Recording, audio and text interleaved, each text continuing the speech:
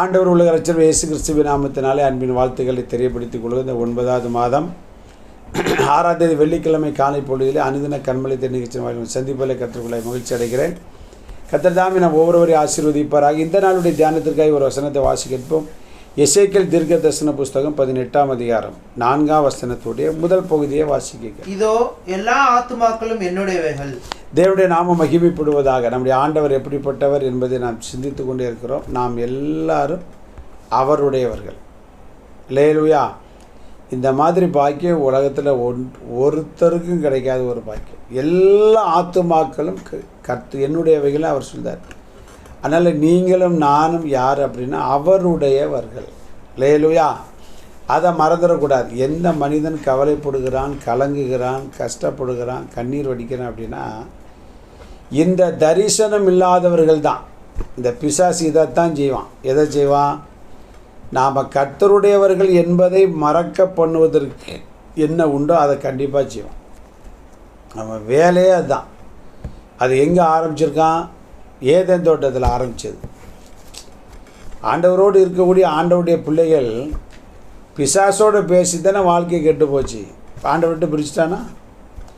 அதனால் இந்த அனுதின கண்மலை திணிச்சை கேட்டுக்கொண்ட அருமையான தேவனுடைய பிள்ளைகளே, முதல்ல நீங்கள் யாருன்னு நம்மளை தெரிஞ்சுக்கிடுங்க.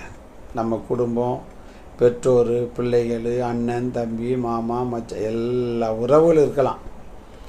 அந்த உறவுகளை விட ஒரு பெரிதான உறவு இருக்குது. நாம் கர்த்தருடையவர்கள் அப்படிங்கிறத மறந்துடக்கூடாது. அந்த நினைப்பு இருந்தாலே நம்முடைய வாழ்க்கையில் ஒரு தனி தைரியம் வரும்.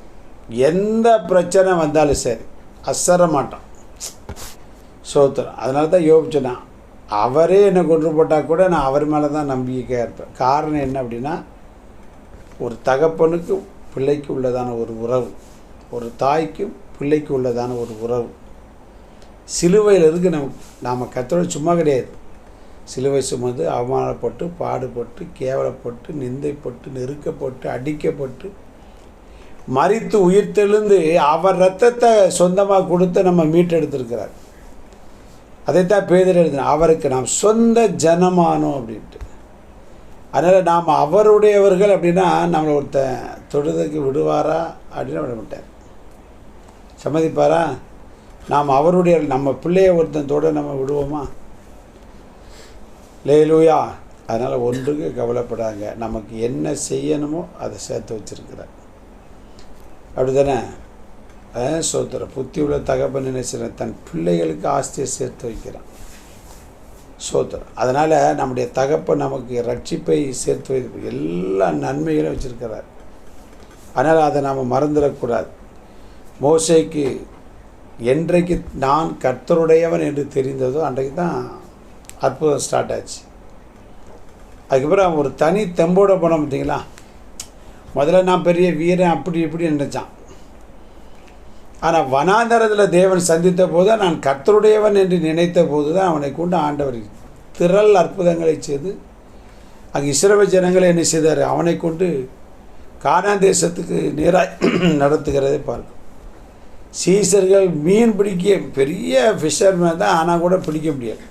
ஆனால் கர்த்தருடையவர்கள் ஒரு பிரசங்கத்தில் பேதுரு 3000 பேரை என்ன செய்தாப்புல கொண்டு வரக்கூடிய ஒரு கிருபையை கர்த்தர்.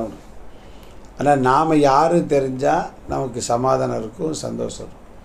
அதனால் நாம் அவங்க வீட்டுக்காரன், இவன் வீட்டுக்காரன், இவனு சொந்தம் அதெல்லாம் தூர விட்டுருக்கோம். முதல்ல கர்த்தருடையவர்கள்.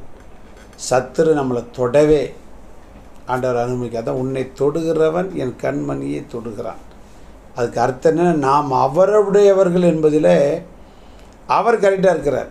அதனால் கர்த்தரை சார்ந்து கொள்ளுங்கள், அவரை பிடித்து கொள்ளுங்கள். அவர் நமக்காக யுத்தம் செய்து நமக்காக வைத்திருக்கிற கானானின் நன்மையை நிச்சயம் தருவார். நல்ல பிதாவே, எங்களை எல்லாரையும் உம்முடையவர்களாக மாற்றி எங்களை ஆசீர்வதித்து அபிஷேகித்து வருகிற அப்படின்னாலே இந்த அனுதின கண்மலை தெரிவிச்சுக்கிற ஒவ்வொருடைய வாழ்க்கையிலும் ஆண்டவரே நாங்கள் உம்முடையவர்களாக இருக்கிறபடினாலே நீ செய்ய போகிற எல்லா அதிசயங்களுக்காக இயேசு நிமித்தம் பிதா. ஆமென். God bless you.